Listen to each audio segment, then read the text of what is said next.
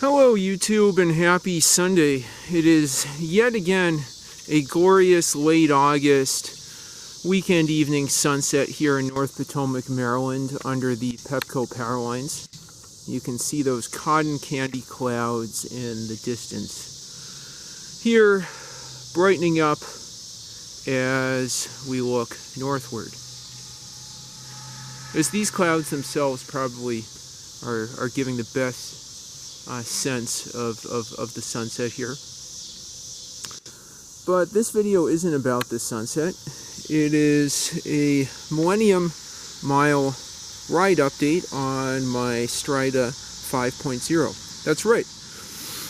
Just like the Raleigh 20, I've now ridden this folding bike over 1,000 miles, including about 80 or so in Rehoboth Beach and Lewes, Delaware. I took this in the Prius and drove down there and managed to do about 15 to 20 miles each day. I was surprised how well it handled there. I think it's really a bike that's perfect for Delaware because Delaware is flat as a pancake. Either, the heavenly powers or whispers of the universe cooked Delaware that way.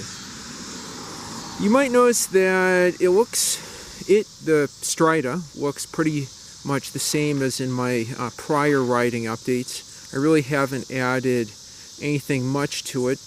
I think what I have done is patched the tubes on the back wheel as I went through a piece of metal that managed to work its way through these very hardy Continental Ride Tour tires.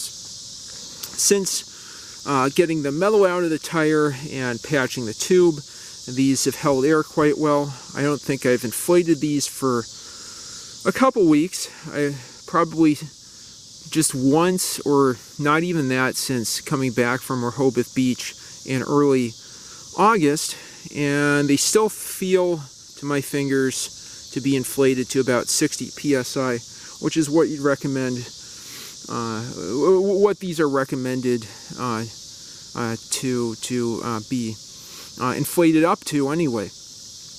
I also noticed a little bit of squishiness on the front and rear disc brakes, so I had adjusted those. I used this bolt here to force the pads a little bit closer to the discs themselves. And thanks to that, it's stopping on a dime and stopping even better. In addition to that, I think the one other change that I've done since my last update is I've readjusted the kickstand. I've extended that out farther since the the machine screw, the bolt here with that giant flat nut equivalent came loose, and these little metal rods went back up into the kickstand, and the kickstand, as you could guess, was not too effective at that point. So I readjusted that, and now the bike is standing up here just as well as it should. This bike overall handled really well in the trip. One thing I learned about Delaware roads is that they can have really unexpected potholes. It seems a strategy there is not to fill in potholes, but just to put a new layer of tar, of pavement on top of the pothole so it looks invisible. And that caught me by surprise and led to a crash that fortunately just led to a few scratches. Later, I came across two more similar invisible potholes, but corrected myself. A more positive part of the trip is I rode this bike on the Junction and Breakwater Trail and the Gordon's Pond Trail south of Cape Henlopen State Park on gravel trails, and this bike handled the gravel just fine with these little tires. That means I can consider this not only a pocket hybrid bike, a pocket folding bike, but also a pocket gravel bike. That's right, gravel cyclists, this Strida can serve as a gravel bike.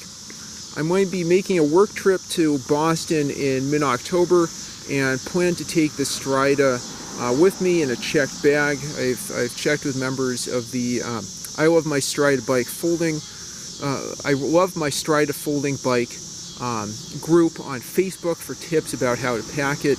I got a bag to pack this in, and I'll probably use some foam wrap or bubble wrap for the more sensitive components. I think it'll be a really great way to explore inner Boston and some of its suburbs, even out to places like Ashmont, Mattapan, Dorchester, Lynn, and so on. Okay, so with that, I don't think I have too many more updates. I think in the future I'd like to add a bottle holder somewhere to the frame. I don't know if the front tube, I guess you could call it, or the back tube would be best. I saw there's a custom saddle bag for the little plastic rack here.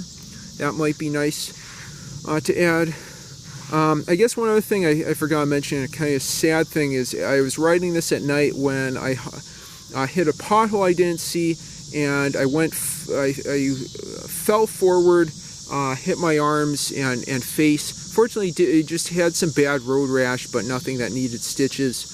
So since then, I've resolved not to ride this at night, especially since the small wheels mean it'll get caught in potholes, and the handling characteristics I don't think are especially good for correcting yourself when hitting a pothole, unlike a more standard diamond frame or folding bike frame. But that hasn't stopped me from riding this in bike lanes and roads in different places. Just I have to do that during the day and be a bit more careful. I just have to realize that a pothole I could manage easily with a larger standard bike wheel is really too big for these tiny 16-inch wheels. Okay, so with that, I wrap on that note. I wrap up my Millennium Mile riding update on the Strida 5.0. I've become more and more comfortable with this as the miles pass. Now I average 13 to 15 miles an hour on 10 to 20 mile rides, and I look forward to riding this many thousands of miles in the future. If you have any thoughts, questions, suggestions, or comments about the video, please leave them in the comments down below. And if you like what you see, please like and subscribe as always. Thanks so much for watching, and have a great one. It seems that our nice cotton candy sunset clouds have begun to pass here, but I'll give you a final view of them out in the horizon here. Thanks again for watching, and have a great one.